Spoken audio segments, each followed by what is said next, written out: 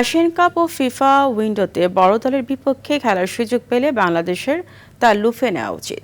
সাবেক অধিনায়ক জাহিদ হাসান এমিলি ও শরাফুল রানা মনে করেন, এটি দলের প্রস্তুতি ও খেলোয়াড়দের আত্মবিশ্বাস বাড়াতে বড় ভূমিকা রাখবে। সাফ ও ওএফসি এশিয়ান কাপ বাছাইয়ের আগে হাই ভোল্টেজ ম্যাচ খেলা জরুরি।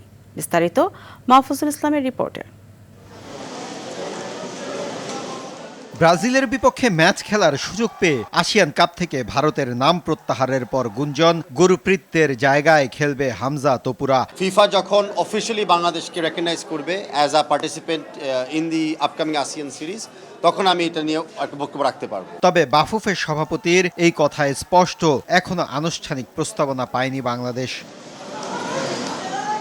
ইন্দোনেশিয়ায় হতে যাওয়া এশিয়ান কাপের প্রিমিয়ার ডিভিশনের ম্যাচ হবে 24 সেপ্টেম্বর থেকে শুরু হতে যাওয়া ফিফা উইন্ডোতে। শেষ পর্যন্ত বাংলাদেশ এই টুর্নামেন্টে খেললে গ্রুপ এ তে প্রতিপক্ষ হবে ইন্দোনেশিয়া, মালয়েশিয়া ও সিঙ্গাপুর। ইন ফিউচার সাব ফুটবলের জন্য বা পরবর্তী সময় এশিয়ান কান্ট্রি বা এশিয়ার কোনো টপ টিমের সাথে খেলতে গেলে কিন্তু এই এক্সপিরিয়েন্সটা আপনার জন্য বিশাল কাজে দিবে। কারণ সাফের আগে এই টুর্নামেন্টটা খেললে সাব ফুটবলের খেলাটা বাংলাদেশের জন্য খুবই ইজি হবে এবং সেখানে চ্যাম্পিয়ন হওয়ার জন্য বাংলাদেশ অনেক এগিয়ে থাকবে। বাংলাদেশ যদি পার্টিসিপেট করে বাংলাদেশের জন্য বড় একটা প্রস্তুতি হবে।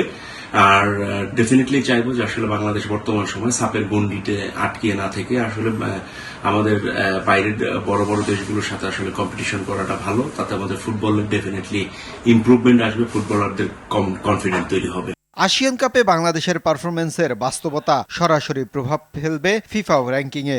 ন্যাশনাল টিমস কমিটি যেটা আছে তারা মিটিং করেছে, এশিয়ান কাপ তারা আসলে খেলতে চায়। তো এখানে যদি এশিয়ান কাপে বাংলাদেশ অংশগ্রহণ করে তো ডেফিনেটলি এটা সাপের জন্য একটা ভালো একটা প্রস্তুতি হবে। হয়তো একটা টাফ অপোনেন্ট আমরা হয়তো ফেস করবো, বাট সেটা আমার কাছে বড় ফ্যাক্ট না। বিকজ এখানে হয়তো 3টা ম্যাচ আপনি যদি হেরেও যান, আপনি হয়তো র্যাঙ্কিংয়ে হয়তো পিছিয়ে যাবেন, সেটা আমার কাছে বেশি একটা বড় ম্যাটার করে না। ম্যাটার করে যে আপনি এই দেশগুলির সাথে খেলার একটা বড় সুযোগ পাচ্ছেন এবং আপনি বিশাল একটা এক্সপিরিয়েন্স আপনি কিন্তু এখান থেকে গ্যাদার করছেন। মাহফুজুল ইসলাম, RTV, ঢাকা।